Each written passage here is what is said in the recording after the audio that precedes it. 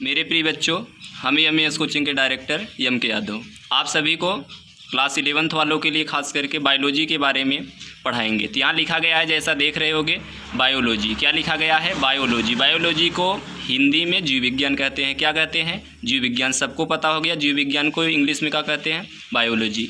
अब सबसे पहले हम इसकी परिभाषा के बारे में जानेंगे। तो जीव विज्ञान को बायोलॉजी कहते हैं। तो यहाँ देखोगे यह जीव विज्ञान लिखा है। विज्ञान है तो कहोगे विज्ञान की वह शाखा। शाखा मतलब जैसे पेड़ की शाखा होती है, वैसे विज्ञान की भी शाखा है, जिसके अंतर्गत जीवधारियों का अध्ययन किया जाता है। किसका अध्ययन? जीवधारियों का। ये शब्द याद होना चाहिए हमेशा। जीवधारियों का अध्ययन किया जाता है, उसे हम क्या कहते हैं? जीव विज्ञान। उसे क्या कहते हैं? जीव विज्ञान। अब ये जानते होगे तो सही है, या नहीं जानते तो जान लो। कन्फर्म हो न हो तो उसको स्पष्ट हमेशा जानते रहोगे। जीव विज्ञान शब्द का प्रयोग सबसे पहले किसने किया था? लेमार्क।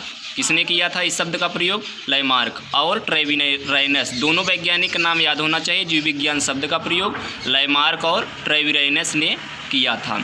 इंग्लिश में इसकी परिभाषा को जान सकते हो, the branch of science in which deals with study living beings. जो जीवधारी था उसी का अंग्रेजी है लिविंग बीइंग्स।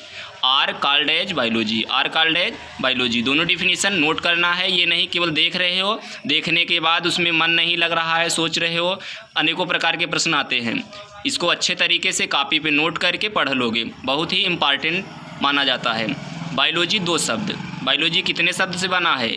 दो शब्द, बायस और लोगस। बायस और लोगस से मिलकर के बना है, लिखा भी गया है। अब हम जानेंगे लोगस का अर्थ। लोगस का अर्थ लिखा गया स्टडी।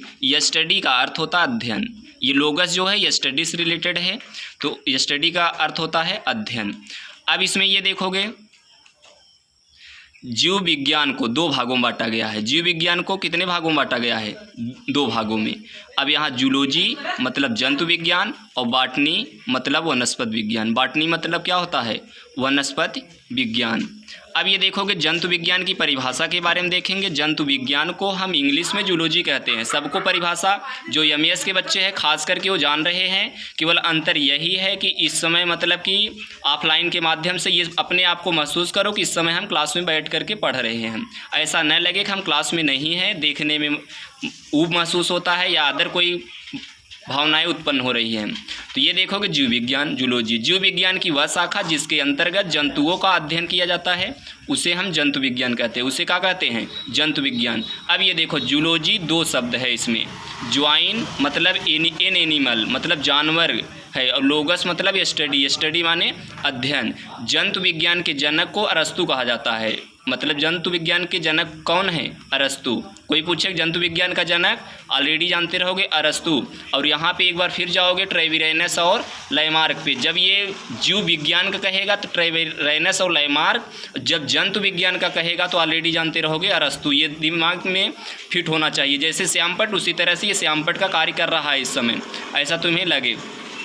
अब ये वनस्पति विज्ञान है, इसे बॉटनी कहते हैं। जीव विज्ञान की वह शाखा जिसके अंतर्गत पौधों का अध्ययन किया जाता है। ये शब्द हमेशा देखते रहोगे। ये क्या लिखा है? पौधा। और इसमें क्या लिखा था? जंतु। पौधों का अध्ययन किया जाता है, उसे वनस्पति विज्ञान कहते हैं। उसे कौन सा विज्ञान कहते हैं? वनस्पति विज्ञान कहते हैं। अब वनस्पति विज्ञान के जनक यही जान लो, लिख लेना कॉपी पे। वनस्पति विज्ञान के जनक थ्रियोफ्रेस्टस हैं। कौन है? थ्रियोफ्रेस्टस हैं। अब ये देखोगे इसके अंतर्गत हम पहले टॉपिक के बारे में आज थोड़ा सा केवल बताएंगे, फिर आगे तुम्हें फिर पढ़ाएंगे इस तरह से। अगर ये अच्छा लगता है तो मैसेज के द्वारा बताओगे कि सर और पढ़ाइए, तो और अच्छे से पढ़ाएंगे। तो यहाँ देखो कोशिका संरचना एवं कार्य, इसको अंग्रेजी में क्या कहते हैं? ये पहले टॉपिक मतलब ये यूनिट के अंतर्गत है। अब ये एक पार्ट है मतलब कि बायोलॉजी का, मतलब कि जो नया सिलेबस है एनसीईआरटी पैटर्न पे, तो टॉपिक है कोशिका संरचना एवं कार्य।